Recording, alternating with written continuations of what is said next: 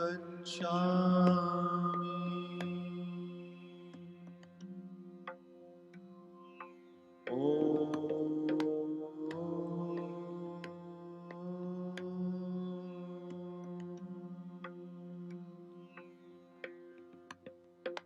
Buddham sharanam gacchami.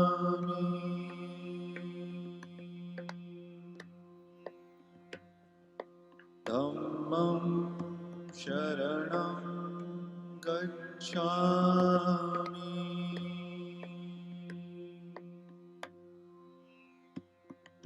Sangham sharanam gacchami.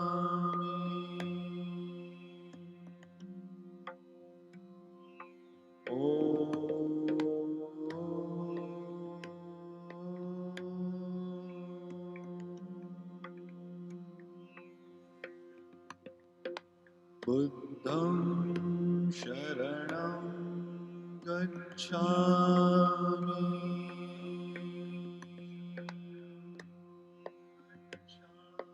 Dhammam sharanam gacchami.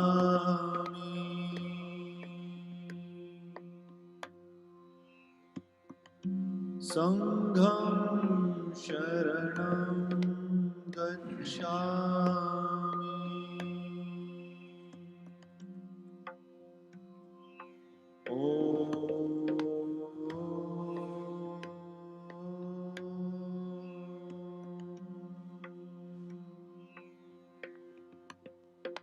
Buddham sharanam gacchami.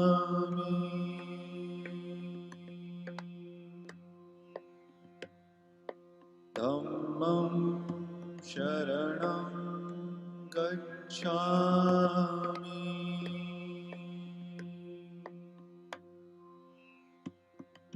Sangham sharanam gacchami.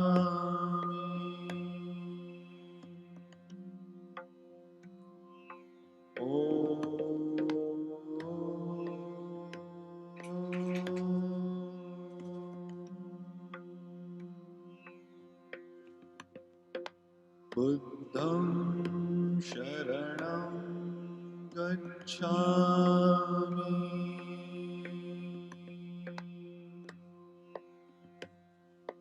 Dhammam sharanam gacchami.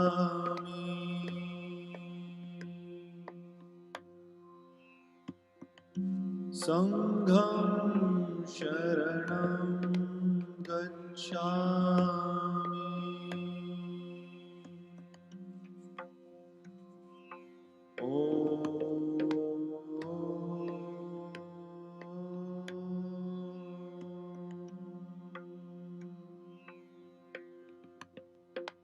Buddham sharanam gacchami.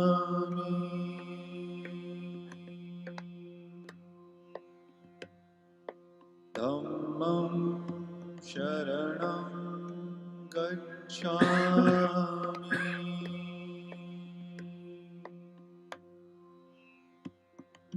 Sangham sharanam gacchami.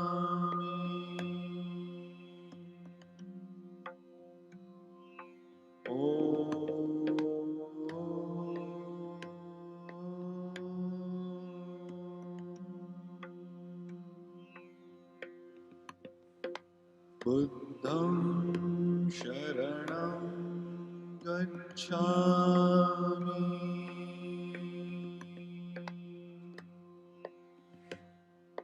Dhammam sharanam gacchami.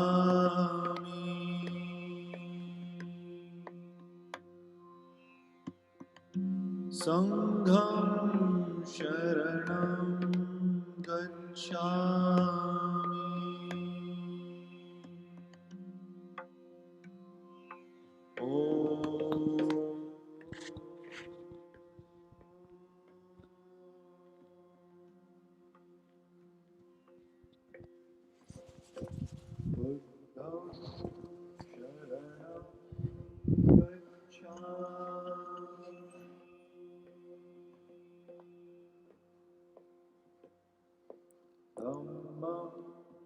Sharanam Gacchami.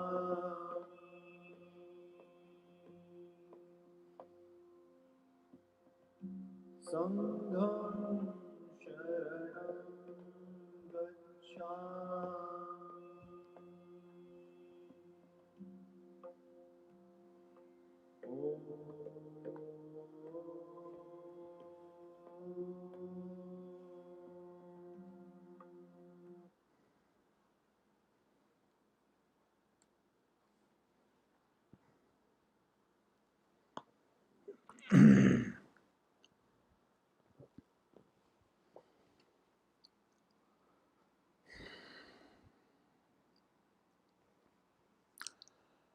Tumba Jumden de Jen Shewa Ta Jumba Yang Dangba Zobe Sanje Rikpa Da Shamsu Tenpa Dewara Shekpa Jikden Khenpa Kebu Dube Kalu Gyurwa Lana Meba Lada Menamje Tumba Sanje Jumden de Pejawa Shekya Tuba La Chaze Lo Chudu Gyabsu Che Wo Dunpa Jumden de Jen Shekwa Ta Jumba Yang Dangpa Zobe Sanje Rikpa Da Shamsu Tenpa Dewara Shekpa Jikden Khenpa Gebu Dube Kalu Gyurwa Lana Meba Lada Menamje Dunpa Sanje Jumden de Pejawa Shekya Tuba La Chazel Chudu Gyabsu Je Ho Dunpa Jumden de Jen Shekwa Ta Jumba Yang Dangpa Zobe Sanje Rikpa Da Shamsu Tenpa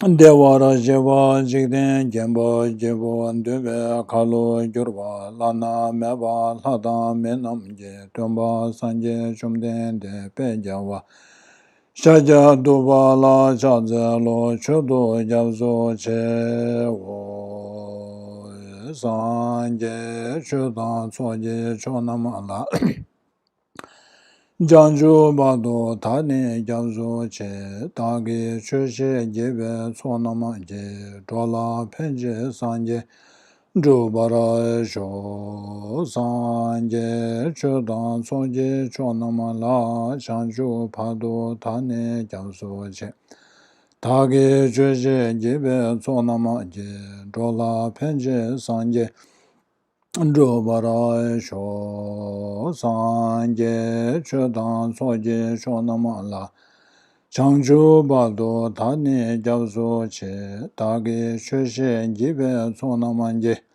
Drola Penje Sanje Drupara Sho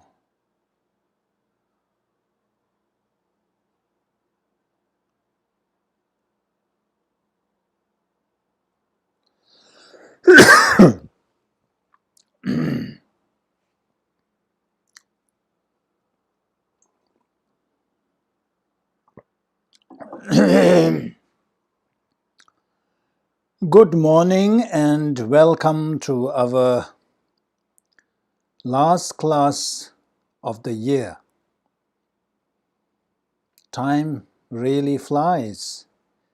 We are now towards the end of 2020. So today we are here to take the Bodhisattva Vows. So before we proceed on to the actual taking of the Bodhisattva Vows, I wanted to just talk a little bit by quoting Shantideva. Shantideva says that Mi tula teneni tunye cho chele tu de chine nye kawe mongba tusu nye ma los. The English translation is this: relying upon the boat of human body, free yourself from the great river of pain. As it is hard to find this boat again, there is no time for sleep, you fool. So Shantideva likened this human rebirth to a boat that can help us cross a river. And of course, the river here is the free yourself from the great river of pain or great river of suffering. So, if we thoroughly examine the capability of this precious birth, this body, this human body, it is unimaginable. We can accomplish so much because of this body. However, most of us, we fail to recognize the value of our birth. So Shantideva is saying that with this body, we can cross the ocean of suffering. We can achieve the three attainments, the attainment of the nirvana of listeners, the attainment of the nirvana of solitary realizers, and then the full enlightenment. All this can be achieved with this body, through this body. So Shantideva is saying that while we have this opportunity, while we have this capability, we should not waste, because this is not something that come by often. This may be the one time, and judging from our own actions, judging from our own conduct, we should be amazed that we have achieved this human rebirth. When we really examine honestly our conduct, our action, it seems like it is unimaginable that we have achieved this, because in order to achieve just an ordinary human body, human birth, we need to observe ethical, the discipline, that we have to abide by the ethical discipline of the 10 non-virtues. We have to abstain ourselves from engaging in 10 non-virtuous actions. And when we say observe the ethical discipline, it does not mean simply not doing it. We need to have that intention. Even though we may not be engaging in most of the 10 virtues, but because we don't abstain from these 10 non-virtues intentionally, we do not receive the benefits. So ask yourself, how often do we resolve to abstain from the 10 non-virtue? For us, I've mentioned before, the monks, when we take the vows, is all included. Until we die, we have taken the vow to abide by all these innately negative actions on top of the monastery's vows.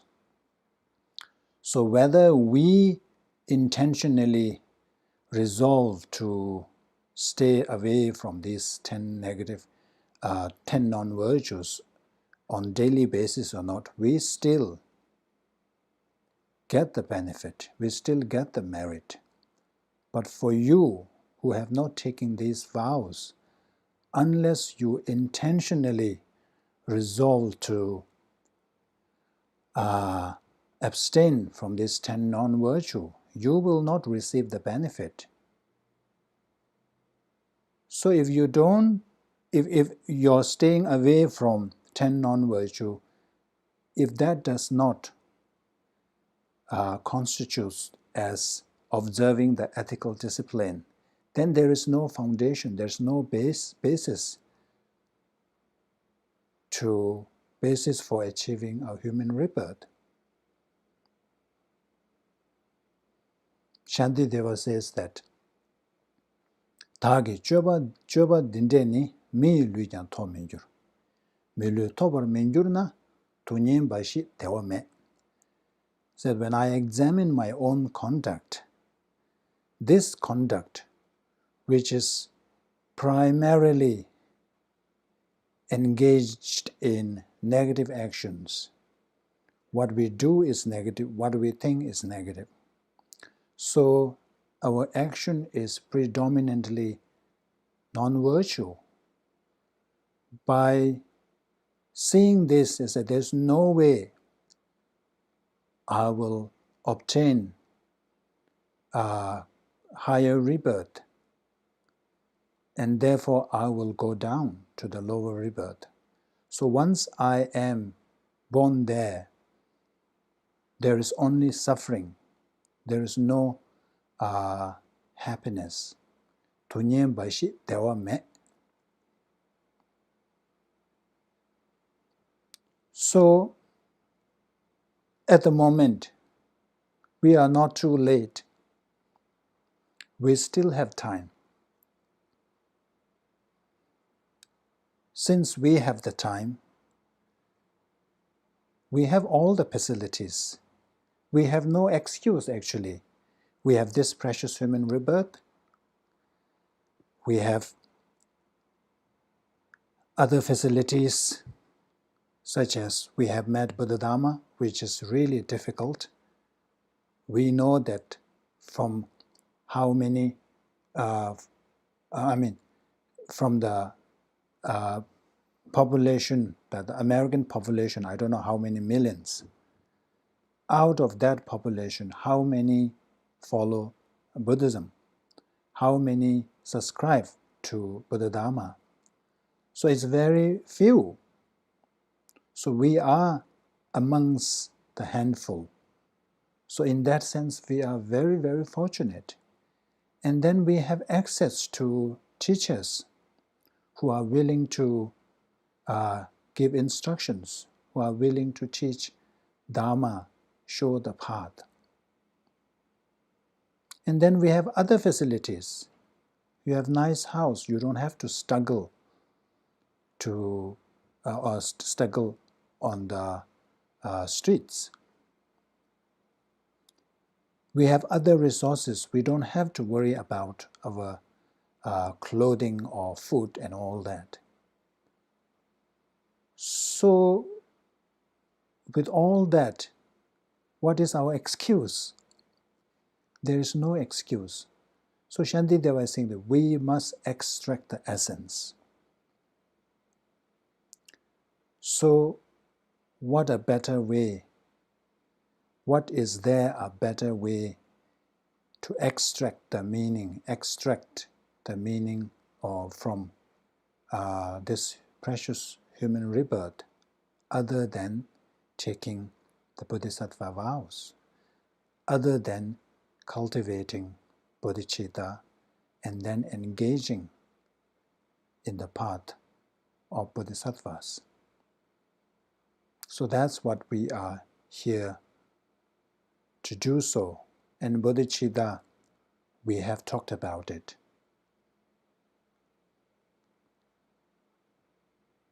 The merit of Bodhichitta is immeasurable. We have talked over several sessions. And Shantideva says in one of the chapters, he says the Bodhichitta is like Dove Chitta Jomjebe Tuzi Chojan Diinos. So bodhicitta is like the nectar that vanquishes death.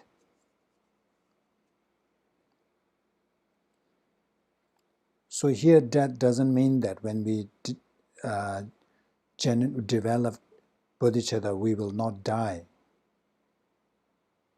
It doesn't mean that we achieve eternity.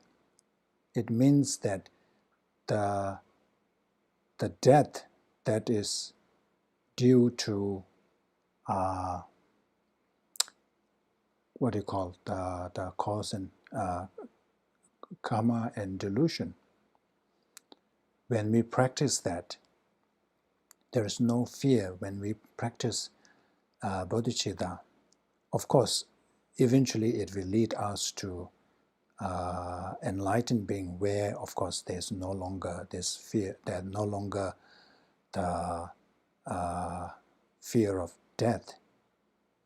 We are beyond that. But even when we are on the path, when we are able to develop bodhicitta, there is no fear, there is no suffering born out of fear of dying. For bodhisattvas, it was like changing clothes,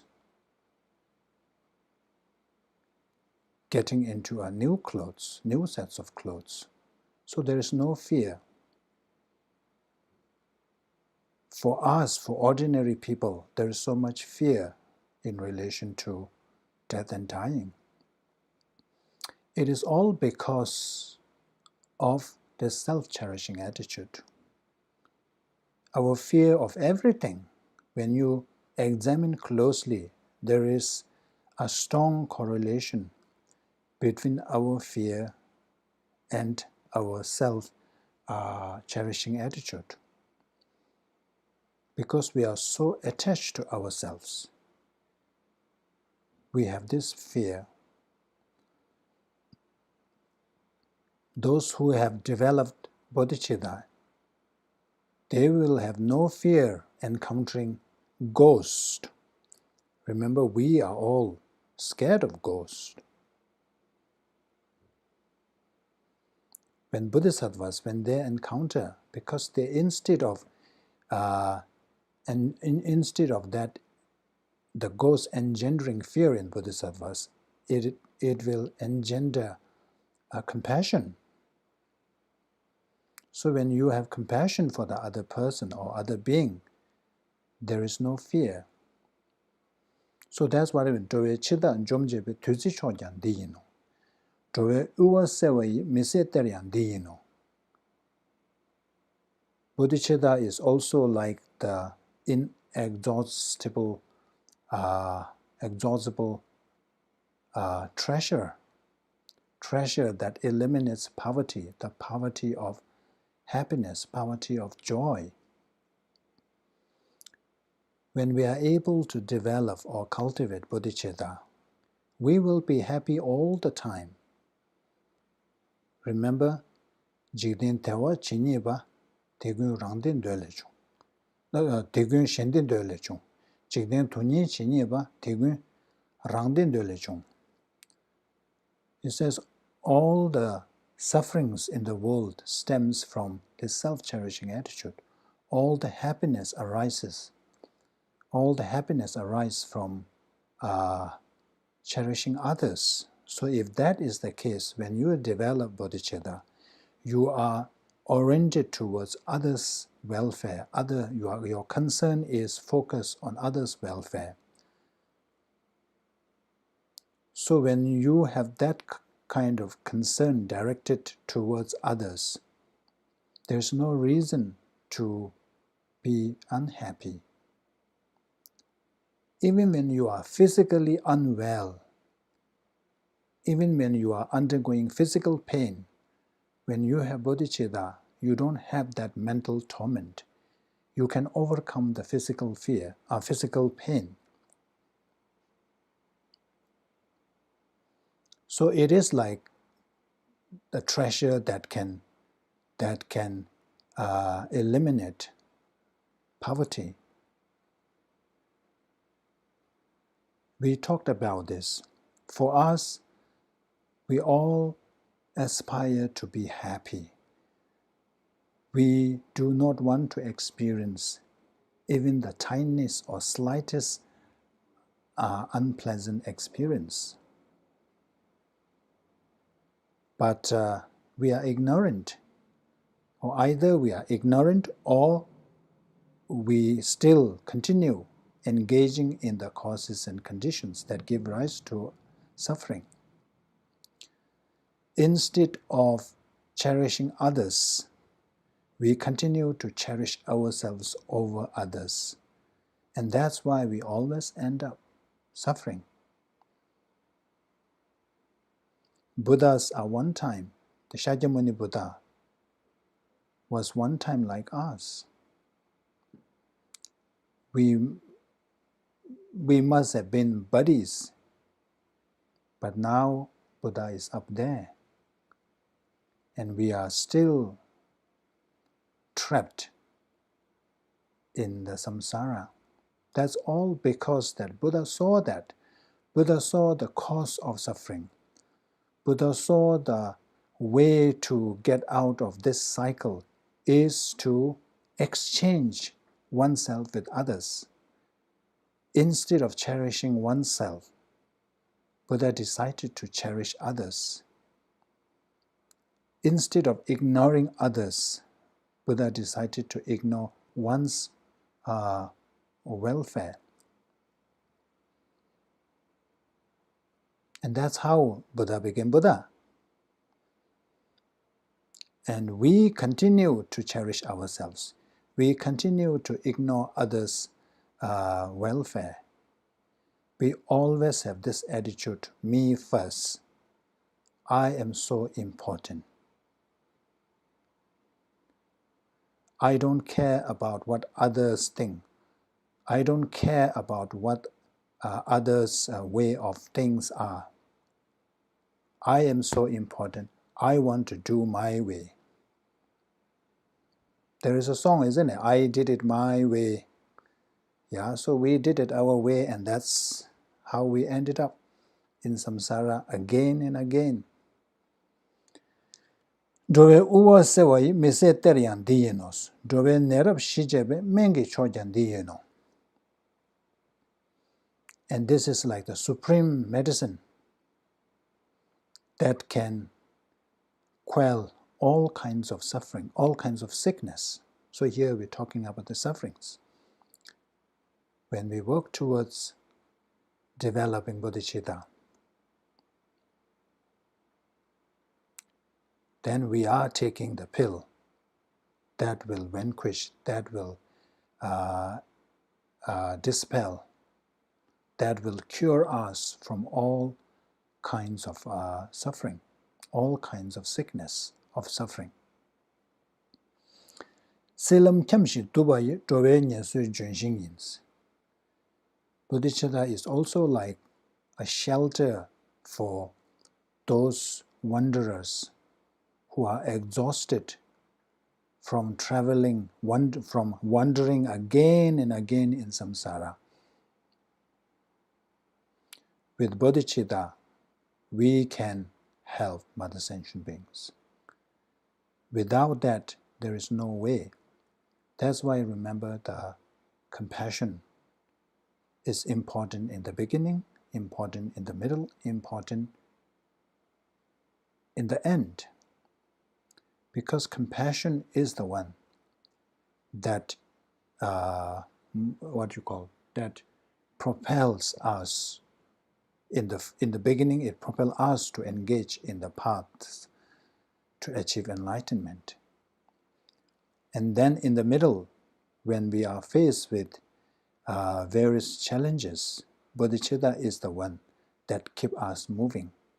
Bodhicitta, or the compassion, is the one that recharges us and make us move on.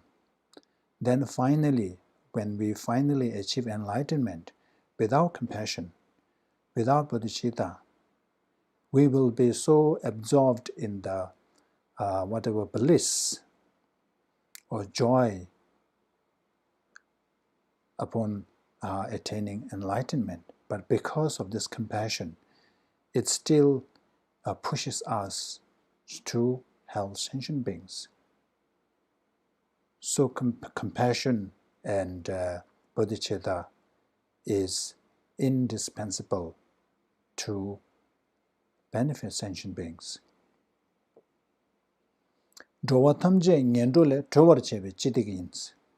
Bodhicitta is also like the bridge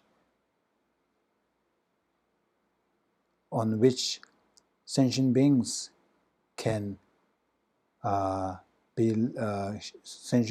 walk out of the suffering. So once we develop compassion, once we develop bodhicitta, we will not go to the lower rebirths. We will continue achieving human rebirth or higher rebirth. We have severed that link to the lower realms. Dawning moon of the mind that dispels the torment of mental afflictions. So in Tibetan poetry, the moons are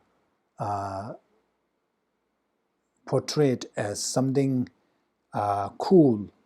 So in the hot nights, when the moon comes out, it is said that it somehow gives that coolness, or the feeling cool sensation. So is a bodhicitta is like that. When you are suffering from the heat of suffering, when you are experiencing the heat due to the afflictive emotions, bodhicitta serves as the antidote, the cooling agent. So we all know that how meritorious and how beneficial cultivating bodhicitta. And today we have the opportunity to generate bodhicitta and to take the vow to engage in the practices. So in order to do that, so there are different ways. So let's put it, there are two ways. One way of taking bodhicitta vow or bodhisattva vow is from a lama. So lama confers the vows. That's one way. So we are not doing that. Another way is you can take from the altar or the representation of Buddha. So that's what we are doing. So we are taking together. I am not bestowing or whatever that is. So we are just taking together. So as such, we have to visualize that in front of us. As I suggested that this time it is best to listen in your prayer room if you have a separate prayer room. If not, wherever your altar is. If not, wherever you are, if you have an image of Buddha, that will do. So imagine that Buddha is in front of us, and Buddha is not alone. Buddha is surrounded by all the bodhisattvas, your gurus and bodhisattvas. So we have Manjushri, we can visualize Nagarjuna, Shantideva, and all the other bodhisattvas. And then in front of them, first we will make the offering, the 7 limb prayers, and then we will take the actual vows. So first let's recite that prayer, the 7 limb prayer. So we will recite this slowly together. So you all got the paper, the text, 7 limb prayers. Get it ready.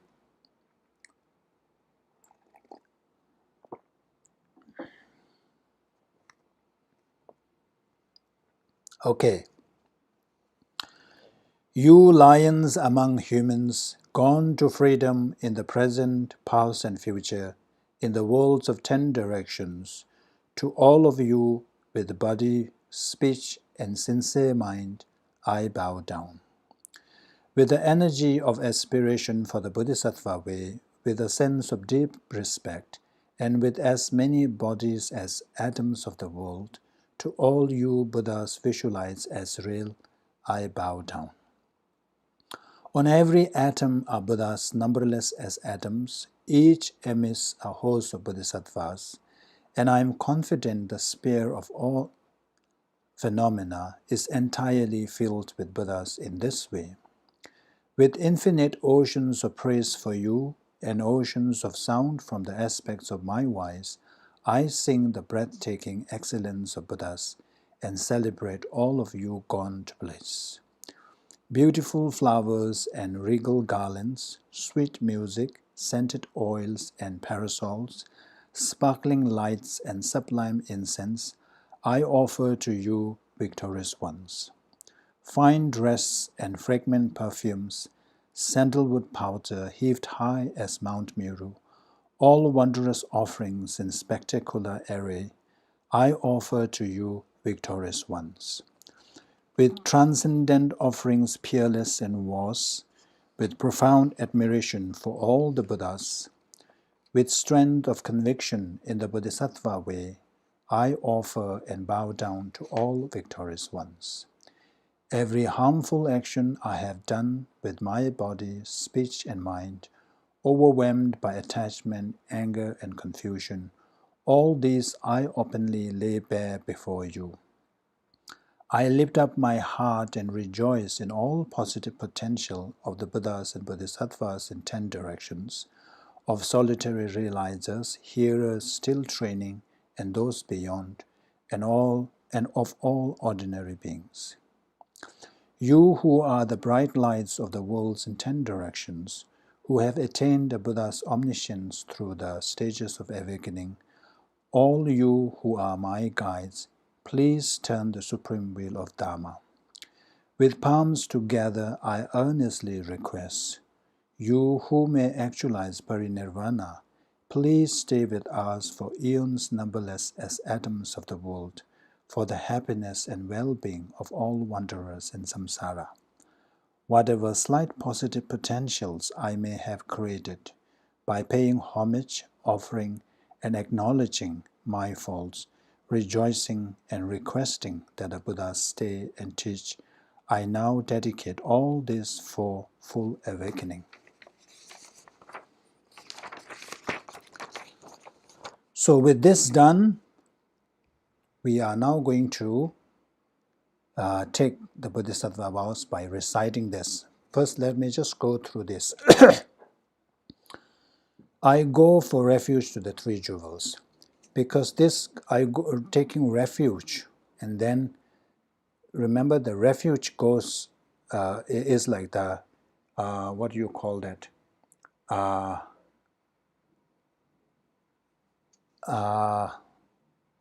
What is the term? It is like, I don't remember what that word term is. Anyway, so whatever vows we take, we must have refuge. So that's why the refuge is so important. So here, first we go for refuge. So here, refuge, we are talking about Mahayana refuge. That is that I go to refuge to the three jewels until I achieve enlightenment. And then I confess individually all my negativities. We are purifying our negativities. And then we are rejoicing in our merits. So these two are important. It is like the, what you call, it's like preparing your field. If we want to plant something, we need to make sure that the field has no what you call the obstacles, like thorny, like stones. You have to clear all of the stones and weeds that will obstruct the growth of that seed. And then we also need to make sure that you have the other conditions like water, sun, manure or fertilizer, whatever. So these two, as we need to prepare the field, likewise we need to prepare ourselves to generate the bodhicitta. So bodhicitta, remember, all the negativities are obscurations. These hinder us in our realizations and attainments. And then we also need the support of the merit aspects. So the best way, the most powerful way to cultivate merit is by rejoicing others' merit. Remember, we talked about if the person whom we are rejoicing happen to be superior in practice than superior than us in terms of their level of practice, we still gain 50% of their merits. If the person happened to be our equal, then we receive 100%. And the person happened to be lower or inferior than our own practice, then we get the double. So this is a very easy way to cultivate merit. So that's why we need to have this. And then I take hold with my mind the perfect state of Buddha. Then is the elaboration, is the detail. I go for refuge. The earlier it talked about I go for refuge, it did not identify the three objects of refuge. Here is I go for refuge until I am enlightened to the Buddha, the Dharma, and the Supreme Sangha assembly. And I do so to train an enlightened mind. Kunjo sumla daji tegwa tamja so tuwe jala jer sanje chanju yiga sanje chodan sojo la chanju pado daji rangshin tuenne rabdu cheres. In order to fulfill the aims of myself and others. So the reason why we are taking bodhicitta is to developing bodhicitta is to fulfill the aims of myself and others. So your aim is to achieve enlightenment so that we can liberate other sentient beings. So the others is to get them there, others to be free from suffering. So in order to fulfill the aims of myself and others. So that's why His Holiness always quote this. When you practice bodhicitta, not only you are helping or liberating other sentient beings, you are also helping yourselves.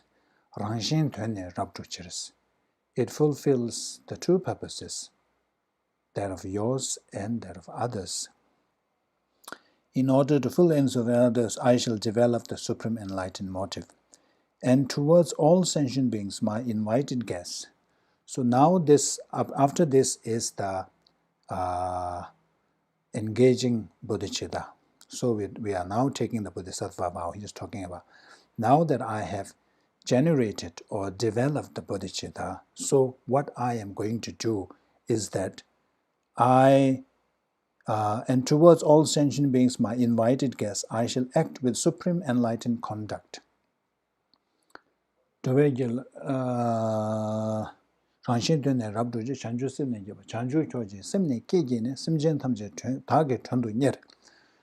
upon developing the bodhicitta, it says, I will invite all sentient beings as my guests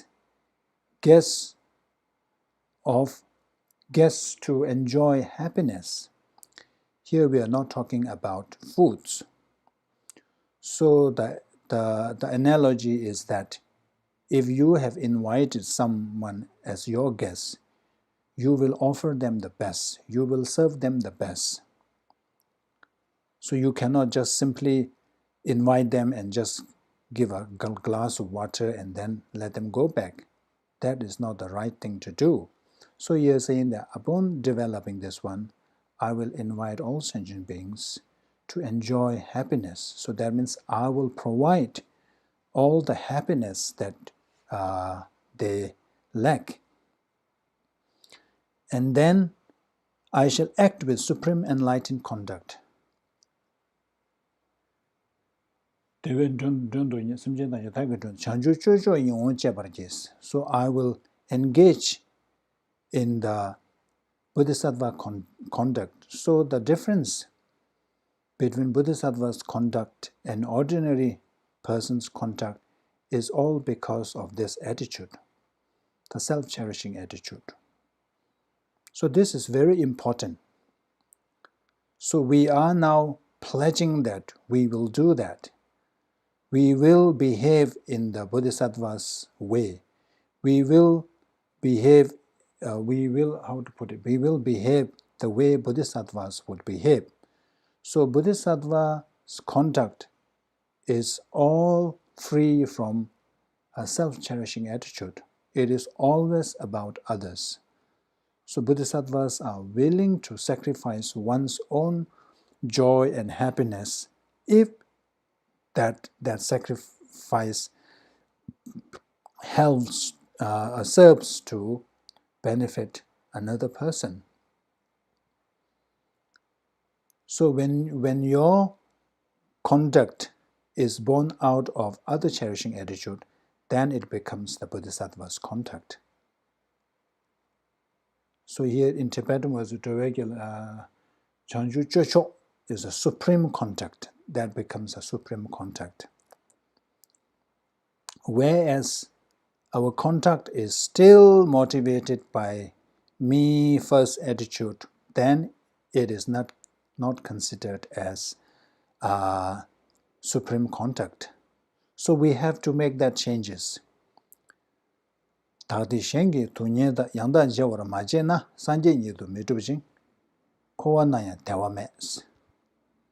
what Shantideva says, that unless we exchange ourselves with others, we will never achieve enlightenment. Not only we will not achieve enlightenment, even when we are in samsara, there is no way we will be happy. So here exchange means so far, until now, we have been cherishing ourselves and we have been ignoring others. So from now on, instead of cherishing ourselves, we have to cherish others. Instead of ignoring others, we have to ignore ourselves. So that is what it meant by exchanging ourselves with others. So when we are able to do that, then it says that eventually we will achieve enlightenment, and then while we are in samsara, we will be happy. That is understandable. So let's say in a family, husband and wife, if both husband and wife, if their concern is for the other's welfare, other's happiness, there will never be any conflicts, there will never be any argument, there will never be any quarrel. Because you are always okay, as long as this is what he or she wants, as long as this makes him happy or makes her happy, I'm okay. So if you have that kind of attitude, there is no reason for argument. Why we have all this quarrel and argument is because it's what I say is important. Remember we talk about it is my way is the highway. That's the problem. So if we are able to do with our spouse, our family members, and then if we are able to extend beyond that, then there's no reason to have conflicts with anyone. And then there's no reason for you to be unhappy. So that's why it says that it is. This is what Shantideva says is so true. When you are so selfish, it's only about yourself. Nobody likes you. Even your family, even your children, they will get fed up with you. Some may act as if they love and they care, but deep down, they don't like you. And if your family and loved ones have that kind of view, then what else can you expect from others? So that's why it's a koan nayang tewa mes. So this is what about. So towards all sentient beings, my invited guests, I shall act with supreme enlightened conduct. So we are pledging to do so. So remember that. And then eventually, after all this, may I become a Buddha to benefit all. So we will recite this together 3 times. So we are going to, those who can kneel down, so we will kneel down. First we will do 3 prostrations to the Buddha. So if you can prostrate, that's very good. Offer 3 prostrations. But if you cannot, then at least you can just put your palms together, 1, 2, 3, 4, or 1 over 1 or 2, 3. Just bow 3 times. You don't have to really go down on the ground, but you can just do with your hands. So 3 times. After 3 times, we will recite this together at the end of the 3rd time. So when we say here, in order to fulfill the aims of myself and others, I shall develop a supreme enlightened motive. Here we have to really resolve to achieve enlightenment in order to benefit sentient beings. And then that attitude, we also resolve to hold on to that attitude until we achieve enlightenment. It's not just for this life, but until we achieve enlightenment, we will hold on to that attitude. The attitude is to achieve enlightenment in order to benefit sentient beings. So that's important. So you must really resolve that. And then the end of the last line, may I become a Buddha to benefit all. So at the end of the 3rd line, we have received the Bodhisattva vows. So those who have not received Bodhisattva vows before, so at this line, you can imagine that now you have received a pure Bodhisattva vow. And then those who have received before, but you think that it was broken, then you can visualize that, you can imagine that your Bodhisattva vows is restored fully.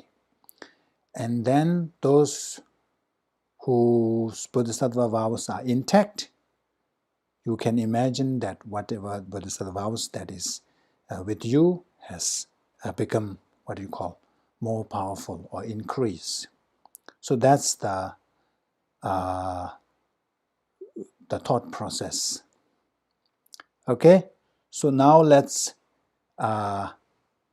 do 3 prostrations. I'm also going to do prostrations. So for this, I am going to bring my this laptop down so that you can see me.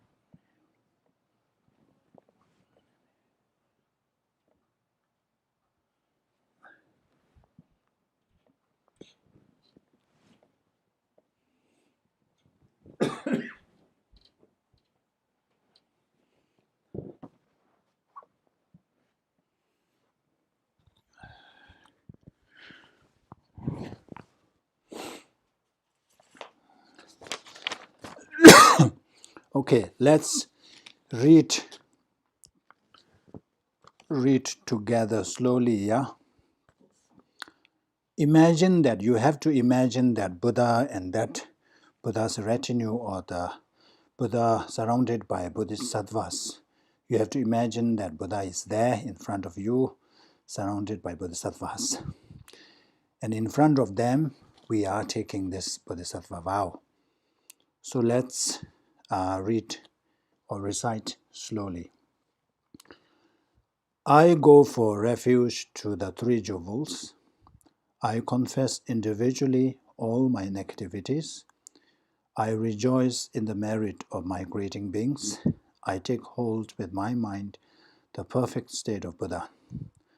I go for refuge until I am enlightened to the Buddha, the Dharma, and the Supreme Sangha assembly. And I do so to train an enlightened mind.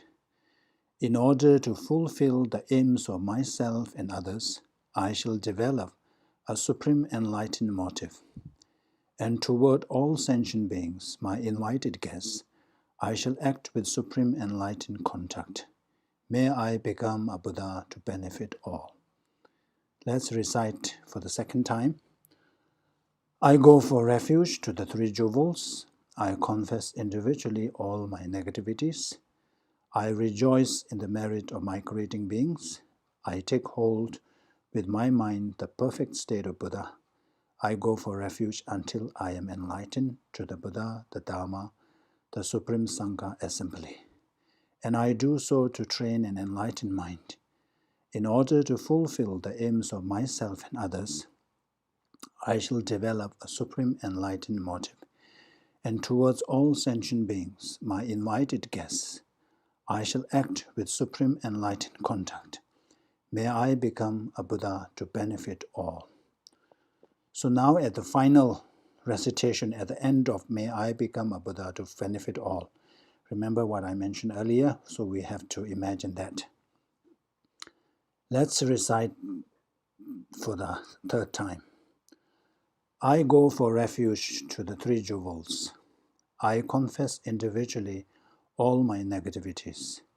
I rejoice in the merit of my creating beings. I take hold with my mind the perfect state of a Buddha. I go for refuge until I am enlightened to the Buddha, the Dharma, and the Supreme Sangha assembly. And I do so to train an enlightened mind. In order to fulfill the aims of myself and others, I shall develop a supreme enlightened motive. And toward all sentient beings, my invited guests, I shall act with supreme enlightened contact. May I become a Buddha to benefit all.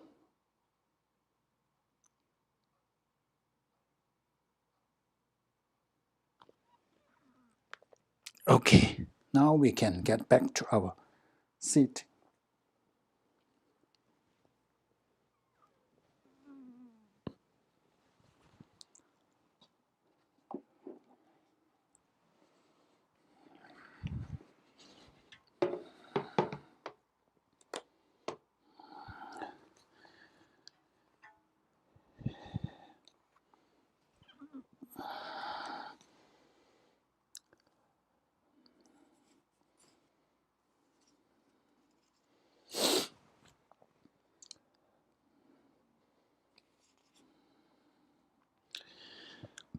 Okay, so that was the actual taking of the Bodhisattva vows. So now that we have taken the Bodhisattva vows, so we are now rejoicing. So let's tingdu tazu debu mi siwa levat tari sanje risu sanje sesu tagyu dos. So we're saying that we are so fortunate. Tingdu tazu debu, so it has borne some fruit. As being born as human being. And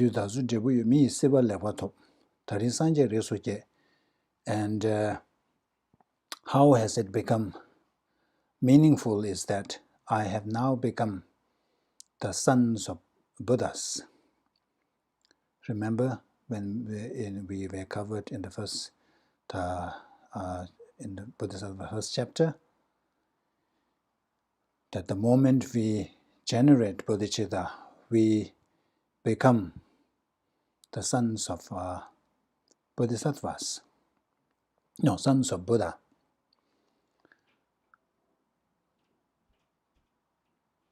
Karsa chanju simji, kowe zorar dambe nyamdanam, teshi namji seshi jo janshin, chikden hamir chebe chajar gyururus.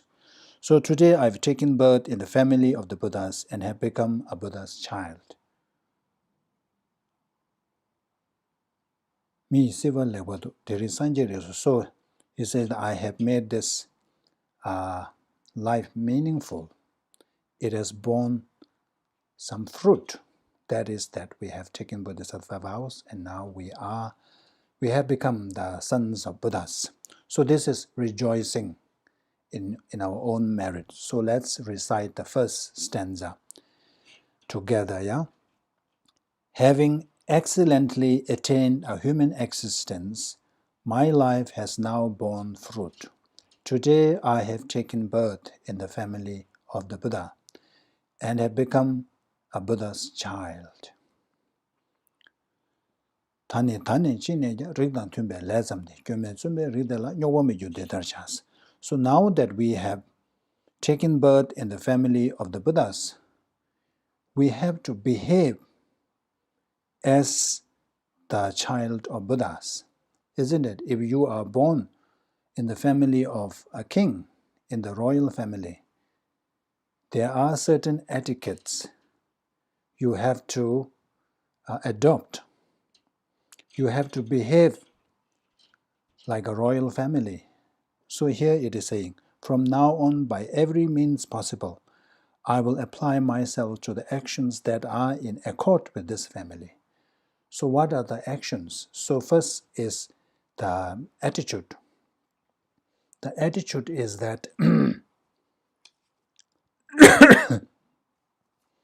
attitude is that is to always being concerned of others' welfare. Remember we talked about exchanging ourselves. So your concern should be from now on achieving enlightenment in order to benefit sentient beings. So that should be our attitude from now on, because we are now the part of the Buddha's family. So once you belong to the Buddha's family, you should also transform our mental attitude, so which is to always give more concern for others' welfare than oneself. And then the conduct, so that's the mental attitude. The physical, the actual conduct is to engage in all the Bodhisattva's practices. And remember we covered all these transgressions and secondary misconducts. If we are able to abstain from all this, it is already so much. It's already great. So here says that it is like we have found a very precious jewel. So if we came across a precious jewel, we will really treasure it and protect it with our life. So likewise, now that we have taken this Bodhisattva vows, it is like we have found something very precious. So we must protect it. We must guard it at every cost. Whatever it takes, we have to protect that. Even though the vows can be restored, but it does not mean that we can break it anytime we want. And the example they have given in the text is that if we break our arms, If you have a broken arm, it can be fixed. You have to remain in that plaster for a month or two, but you will heal. You will have your arm back. But because that it can be fixed, it doesn't mean that you can break again and again. But when you keep breaking, repeatedly breaking your arm, thinking that it can be fixed, then there will come a time where it can no longer be fixed. So likewise, even though the Bodhisattva vows can be retaken and restored, but we still cannot be complacency about it. We have to take care of it. We have to protect it as if it were a very precious jewel. So with that in mind, let's recite this final verse. From now on, by every means possible, I will apply myself to actions that are in accord with this family. Never will I sully this flawless and pure family. So that concludes the taking of Bodhisattva vows. So we are all very fortunate to be able to take this Bodhisattva vow. And then, as I mentioned earlier, it is great that we are able to take this vow. But the most important thing is to really, really engage in the practices. This vow, by taking this vow, we have pledged to practice in the Bodhisattva's way, Bodhisattva's practices. So we need to try our best to keep our promise. We have given the promise to the Buddhas and Bodhisattvas, not just an ordinary person. So breaking a vow to ordinary person is already considered bad. Imagine the word we have given to Buddhas and Bodhisattvas. So make a strong resolve to really keep this vow, never break even the tiniest of the what you call the offense, not even committing the tiniest offense. And if you do that, I think the happiness will follow us. So anyway, the important thing is that even though, when we generate bodhicitta, when we think about bodhicitta, we think about all sentient beings. Sometimes what happens is we think about all sentient beings, but we forget the people who are next to us, who are near us, our family members, our partners, our spouse, our wives and husbands, our children.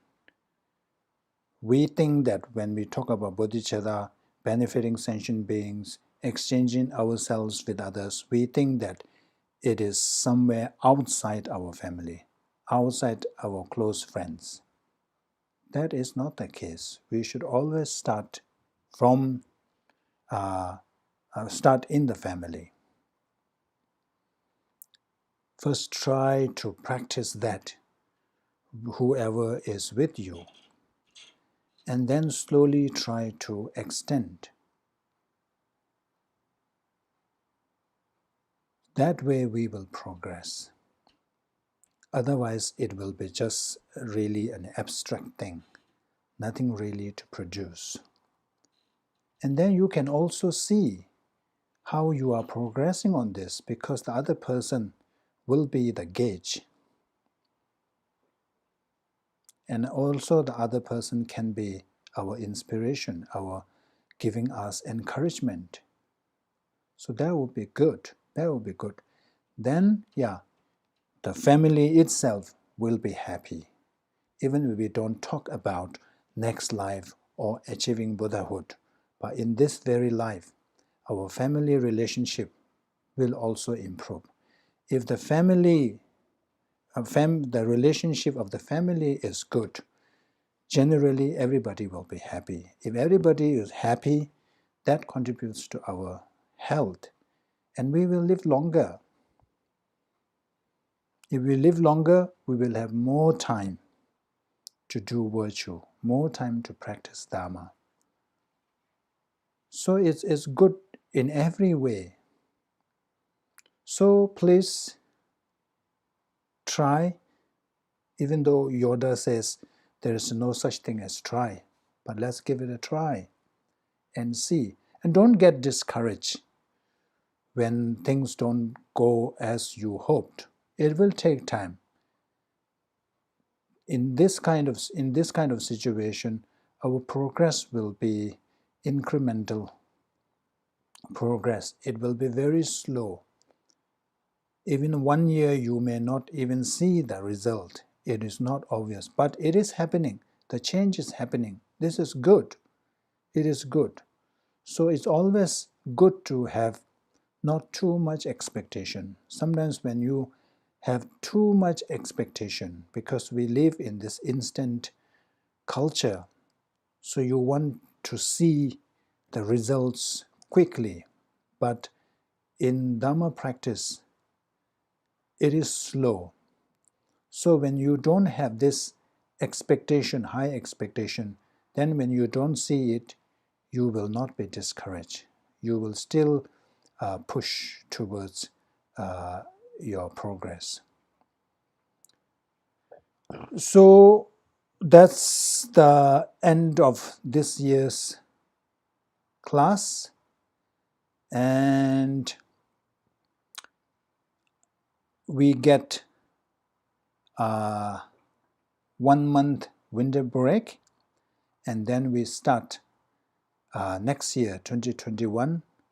And I first thought to start on 3rd, but I think it's too close to New Year. So we will meet again on 10th. Our first class will be 10th January. And the programs, I will think about it and then I will send out the schedule. So, since I think July, we have many discussions and we have accumulated so much merit. So it's time to dedicate, even though we dedicate at every sessions, now the accumulation of that merit, let's dedicate properly. So it's important to always dedicate your merit to become the cause to achieve enlightenment in order to benefit sentient beings.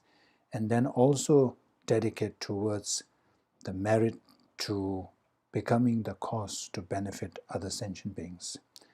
And then, of course, to achieve enlightenment as soon as possible. And then enlightenment takes time. In the meantime, to achieve good human rebirth and to have all the resources. So you see, when you dedicate that way, the other things that you wanted to, which we are accustomed to, also includes there. But your main dedication is not for worldly things. Your main dedication is to really achieve enlightenment. But for the purpose of that, you also need resources. You also need facilities. You also need to achieve human rebirth, good rebirth, optimum human rebirth.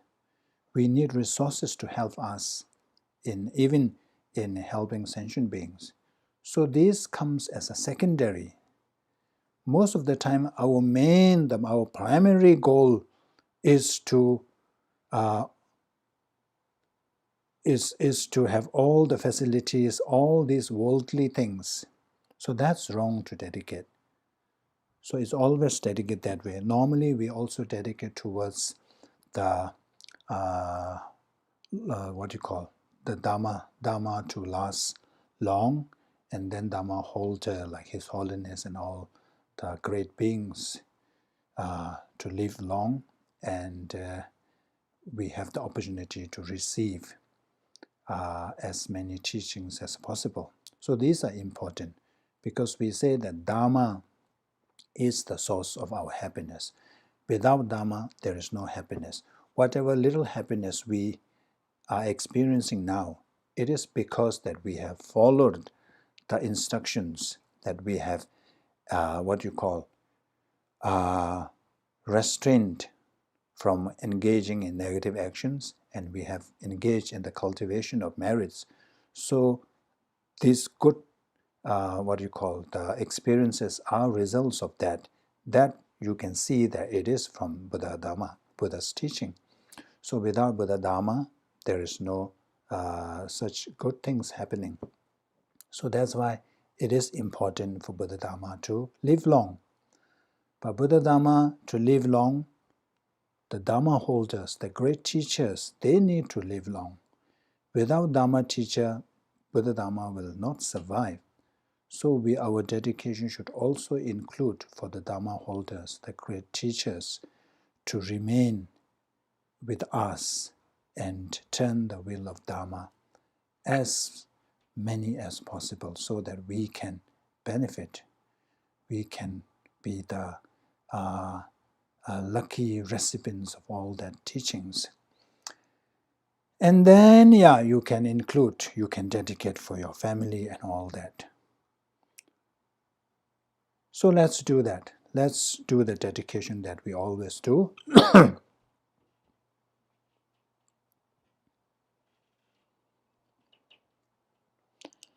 Tage chinye sakwe gyawa de tendang zhowa kunla kangben da kewara chizun losan chakwa yi.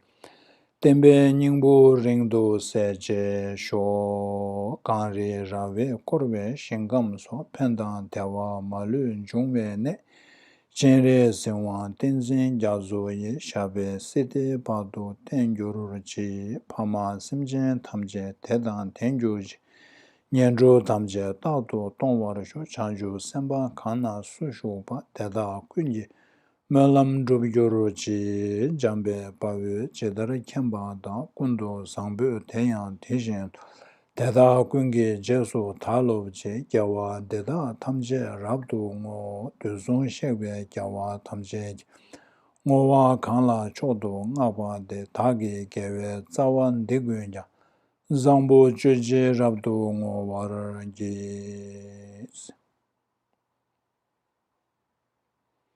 Okay, thank you.